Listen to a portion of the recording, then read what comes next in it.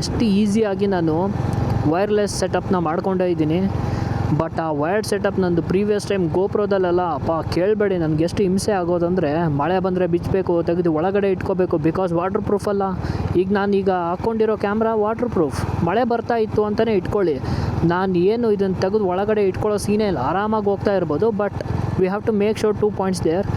ಒಂದು ಚಾರ್ಜಿಂಗ್ ಆಗ್ತಾ ಇರೋ ಪೋರ್ಟ್ ಹತ್ರ ಕರೆಕ್ಟಾಗಿ ಕ್ಲೋಸ್ ಮಾಡಿದ್ದೇವೆ ಇಲ್ಲ ಅಂತ ನೋಡ್ಕೋಬೇಕು. ಮತ್ತು ಬ್ಯಾಟ್ರಿ ಚೇಂಜ್ ಮಾಡ್ತೀವಲ್ಲ ಆ ಒಂದು ಪ್ಲೇಸಲ್ಲಿ ಕರೆಕ್ಟಾಗಿ ಕ್ಲಿಪ್ನ ಹಾಕಿದ್ದೀವ ಇಲ್ಲ ಅಂತ ನೋಡ್ಕೋಬೇಕು.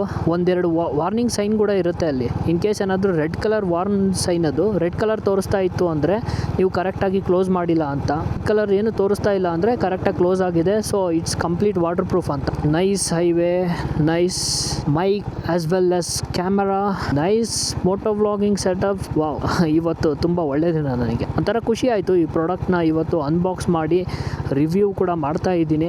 ಅಂದರೆ ಇದೊಂದು ಕಂಪ್ಲೀಟ್ ರಿವ್ಯೂ ವಿಡಿಯೋ ಅಂತೂ ಅಲ್ಲ, ಬಟ್ ನನ್ನ ಎಕ್ಸ್ಪೀರಿಯನ್ಸ್ನ ಹಂಚ್ಕೊತಾ ಇದ್ದೀನಿ ಅಂತ ಹೇಳ್ಬೋದು ಅಷ್ಟೇ.